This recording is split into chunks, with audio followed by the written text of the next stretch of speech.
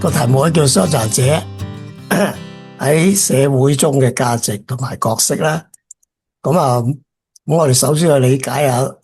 殘疾人咧，佢遇到啲咩嘅困難啦，或者點樣幫到佢哋啦。通常我哋話咧，佢有病啦，或者有意外啦，以致到引起咧佢有身體上或者係個腦啊或者其他部分咧影響咗佢，而產生一個所謂嘅傷殘或者我哋叫損傷嘅時候咧，咁佢亦都引致一個我哋中文翻譯叫做殘疾，英文咧叫做 disability， 即係話咧失去咗一個能力，正常人有嘅能力佢失去咗，咁就叫做殘疾。咁殘疾咧就會引致咧佢有個叫做殘障或者係障礙，英文叫做 handicap。handicap 個來源咧即係話講到譬如你去睇賽馬，你睇賽馬嘅時候有啲馬咧佢因為要孭重磅嘅，因為佢叻得滯，呢個就係加啲重磅咁啊，梗係同隔籬嗰啲冇咁叻嘅馬咧差唔多可以有得鬥。咁但係呢個 handicap 咧應用喺人身上，即係話呢啲人咧，啲傷殘者咧，佢係喺身體上有個障礙喺度。咁呢個障礙咧，如果喺我哋嘅環境，譬如佢坐輪椅嘅，佢遇到一啲梯級嘅時候，佢上唔到，喺個環境或者啲文化上嘅，或者啲人嘅態度等等嘅因素咧，令到佢嗰個障礙咧更加加深。咁要解決嘅時候咧，喺現今嘅社會咧有兩種方法。第一種咧就醫學嘅模式，咁咧就透過醫療啦，即係啲醫生幫佢哋啦，可能咧就醫好佢，或者係減少佢一啲嘅障礙咁或者係康復啦。譬如你隻耳仔聽得唔好嘅，我咪幫你康復，即係譬如配啲助聽器等等，令到你可以聽得翻。減少佢嗰種障礙。咁另一種模式叫做社會模式，就係透過教育同埋倡議同埋立法等嗰個環境文化同埋態度嗰啲嘅因素影響佢嗰個殘障，生活上嘅殘障，咁咧就減少或者係移除佢啦。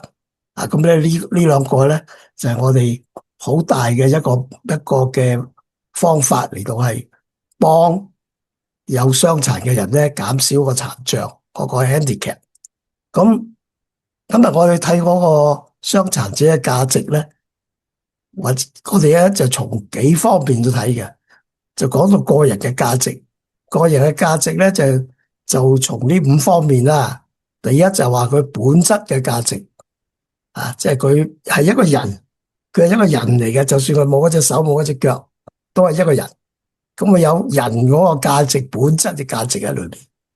咁我哋又講到咧，人咧個人價值咧有社會嘅貢獻。咁我哋喺現今社會咧，我哋好着重咧，另外一樣嘢就係經濟價值。你搵唔搵到錢有冇生產力咁我哋好集中講呢一樣。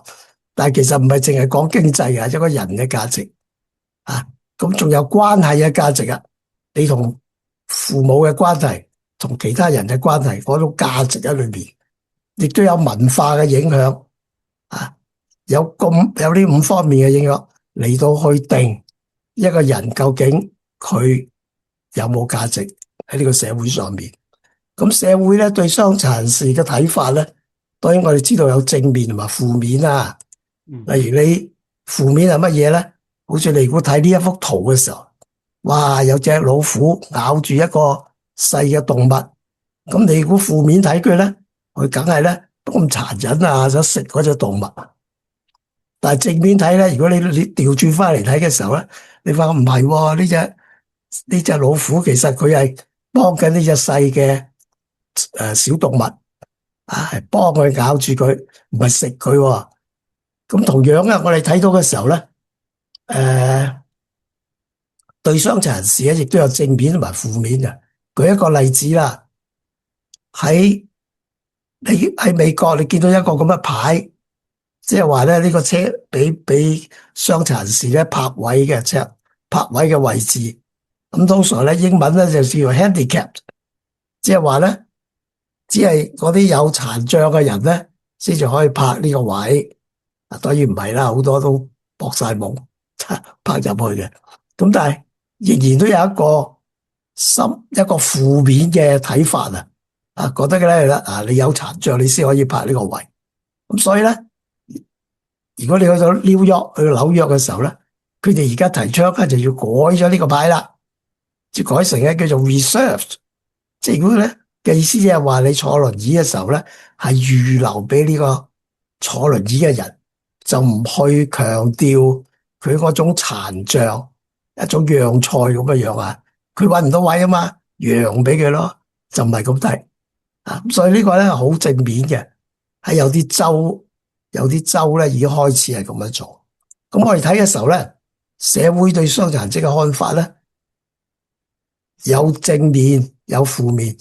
好多時候你會睇得到噶。正面係咩咧？你睇見個傷殘者，你會覺得呢個自己人嚟嘅啊，或者你用負面去睇嘅時候，覺得佢阻住個地球轉啊！你啲香港人好中意講噶，阻住個地球轉。例如咧，我去搭的士嘅時候坐住輪椅咧，冇人肯停俾你嘅，啲的士司機唔會停俾你，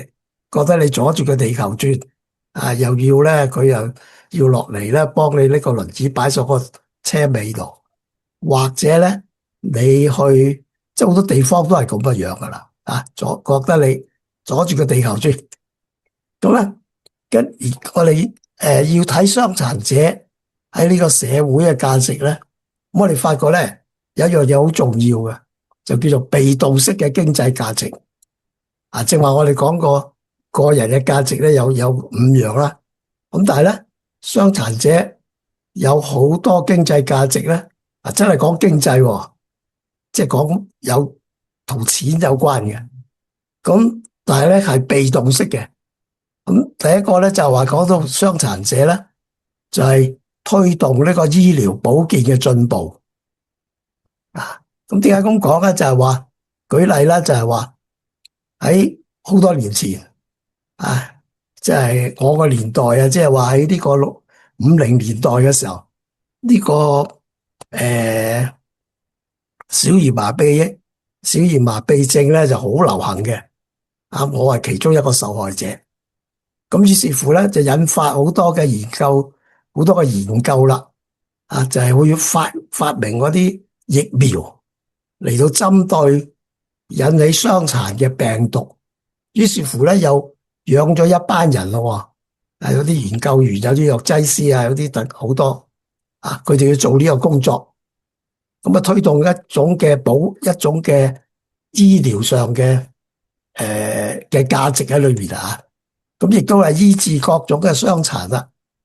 有唔同嘅醫生負責唔同嘅傷殘，佢哋去醫治佢哋又有護士、護理人員等等，又促進咗咧喺呢個醫療上面咧一個嘅範疇喺裏面啦。咁咧亦都提供咗好多嘅康復保健嘅服務包括咗咧醫護人員啦。同埋一啲嘅康復嘅人員，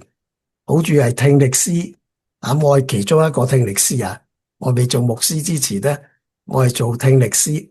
就幫人咧去矯正嗰個耳仔嘅聽力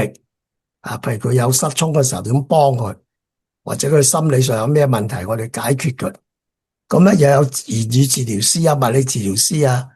義肢矯形等等等等，心理學家好多咁咧就你睇得到嘅時候咧，傷殘者咧係被動式咧嚟到提高個經濟價值咁呢家喺醫療方面或者保健方面，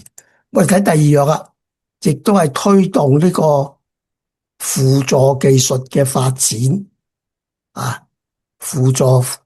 技術咁呢樣嘢係包括咗咩？正話我講嗰個助聽器，咁呢個係我個專業啦，以前啊，咁咧講錢咧或者講生意咧，全球咧就大約有100億美金嘅生意賣助聽器，好多過100億啊！咁咧就係一個好好嘅，而且係好多發展喺裏面噶。而家啲助聽器可以做到咧，就有好多嘅除咗細之外，又可以好細，同埋咧又可以做到咧可以同個電視咧有呢個溝通嘅，或者同電腦有溝通，甚至咧用咗 AI 嘅技術喺裏邊。好啦，我哋唔講咁多啦。咁咧又有輪椅啦，輪椅咧就有啲賣到好貴噶，有啲幾十萬，即係港幣都有噶，幾十萬港幣一部都有嘅。咁又有啲已知嘅技術啦，亦都有語音嘅閱讀器啦，更加有語音嘅合成器啦。呢個係霍金啦。如果假設佢冇咗呢個語音合成器咧，你發覺佢好難同人哋溝通，再唔可以走去教書或者講學或者係演講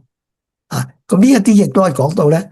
被動式嘅經濟價值，即係啲傷殘者提供呢個呢個輔助技術嘅發展，推進呢一樣嘢。第三樣嘢咧就推進咧公益慈善嘅價值喺裏面。當然我哋知道咧就喺現今嘅世代咧，有好多嘅慈善機構啊。於是乎咧，就係因為有呢一班嘅傷殘者，就會激勵好多慈善機構去成立，幫佢哋服侍佢哋。而喺呢個服侍嘅群體裏面咧，亦都有好多志願者投入嚟到幫手服侍呢一班嘅傷殘者。咁因此咧，呢一班嘅傷殘者其實佢就增加咗咧呢個慈善機構存在嘅價值。咁我哋再睇嘅時候，舉例啦，咁但係喺大多數嘅機構裏面咧，呢一啲嘅慈善機構裏邊咧，都同福音冇關嘅。咁以香港為例啦，嗱呢一個係我哋機構其中一幅嘅相片啦，咁咧以香港為例咧，香港有好多機構噶，好多慈善機構服侍啲傷殘人士嘅，例如呢個香港傷殘青年協會啦、盲人協會啦，好多藝能咩堅毅忍者啦、自強協會啦，好多咁但係你睇嘅時候咧，或者救世軍啦，好多你睇嘅時候咧。我以前咧喺呢個兒童體能智力測試服務中心，我有做過噶。咁咧，咁最近咧喺呢十幾年，呢大約7、8年咧，我就喺回聲谷傷健福音協會。咁你睇到咧喺咁多嘅機構裏邊咧，唯一一間咧係打正個招牌寫住福音嘅啫。其他啲同福音冇關嘅，就算佢有關咧，佢都唔會咁多直接咧係講福音嘅。咁你睇到嘅時候，咁我哋睇第四個價值啊，就係話都係被動式嘅。咁但係呢一次咧係社會嘅貢獻啦，被動式嘅社會貢獻。正話前嗰幾個咧都係講經濟嘅嗰個貢獻。咁呢一個咧就係對社會嘅貢獻，就係第一樣咧，講到傷殘者咧作為呢個社會進步嘅警號。好多時候咧，我哋睇新聞都睇到好多呢啲人，譬如話建築工人，尤其是喺香港就會跌落嚟，就算跌唔死咧，喺地盤工作嘅時候都會受重傷而變成傷殘。咁或者係醫療失誤啦，又會變成傷殘。或者咧係撞車啦、交通意外啦，因為啲汽車或者啲道路設計唔好，好容易引起交通意外，又令到有好多人因此而變成傷殘。喺我嘅服侍嘅回聲谷裏邊咧，我啲俾車撞到引致傷殘都唔少嘅喎。啊，有啲30零歲又俾車撞，跟住咧又變咗傷殘。我識一個嘅坐輪椅嘅牧師，佢嚟美國讀書嘅時候，交通意外又變成傷殘。咁而大廈嘅升降機又會喺香港成日都出事嘅，又引致有傷殘。咁呢一啲咧，其實係發出一啲警號嚟㗎。呢啲警號以致到咧，政府咧要立例嚟到防止呢啲不必要嘅引起嘅傷殘啊。咁呢一紮都係嘅。咁樣第二樣咧係講到對社會嘅貢獻咧，就係話咧係制定一啲完善嘅政策，提高傷健共融嘅意識。咁喺過去咧，好多年前啊，就對傷殘人士未必咁體恤嘅時候，或者對呢個傷健共融冇咁意識咁高嘅時候，大部分嘅政策咧都係為咗一啲，都係為咗健全人咧嚟到做嘅。咁但係自從有咗呢個傷健共融呢個意識之後咧，喺政策上咧就會多考慮啦。啊，咁例如舉個例啦，譬如你話你坐輪椅，而家咧有好多嘅有啲門咧會，你個輪椅一推到埋去，會自動會打開嘅。啊，咁呢個唔係淨係為咗傷殘人士或者坐輪椅嘅人有幫助，而係可能咧佢又會幫一啲咩人咧？幫你，譬如你話你做阿媽嘅，推住個 BB 仔，咁你行到埋去嘅時候啊，佢自動打開，咁你又好方便。咁呢個其實係一個傷健共融嘅意識喺裏面。咁我哋講嘅時候咧，要制定呢個完善嘅政策咧，通常我哋講兩樣。第一樣咧喺教育上要完善呢個政策。教育上咧，譬如你話喺設立一啲特殊學校啦，或者咧一啲嘅學習嘅配套啦。啊，譬如假設有個佢係智障嘅，可能你教嘅時候咧就未必同嗰啲正常嘅人咧，正常嘅學生一樣，或者大概仲有1分鐘，話咁快無障礙嘅設施啊等等啦。咁咧另外一樣咧就係講到權利、生存同埋環境啦。你設立呢啲政策咧就係譬如就業啦、免受歧視等等啦。咁另外咧，我哋睇除咗嗰啲被動式嘅咧，係有一啲嘅正能量嘅，一啲所謂嘅超凡嘅傷殘者，對呢個社會有貢獻嘅。咁我哋舉幾個例啦，海倫凱勒啦，咁或者施布珍啦，呢位好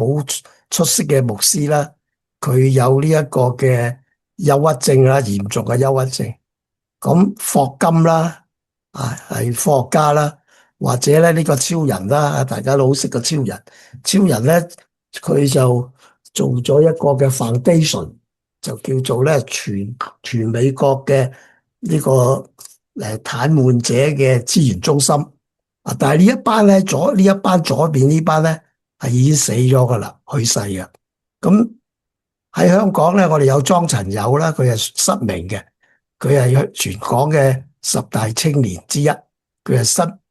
係香港嘅失明人協會嘅嘅總幹事啊，曾經。咁咧林路德咧係回聲谷嘅嗰個創辦人，佢係因病咧就引致到咧坐輪椅嘅。咁咧亦都有美國有中尼啦，佢創立一個好大嘅機構啦，嚟到幫啲傷殘者。咁亦都有澳洲嘅阿力啦，大家都或者識佢啦。咁我哋講啊，咁究竟普通傷殘者嘅正能量喺邊度咧？咁佢哋有人嘅價值喺裏邊，本質嘅價值同埋關懷嘅價值。好多咧，佢好多時候佢哋付出嘅努力未必被社會廣泛認同，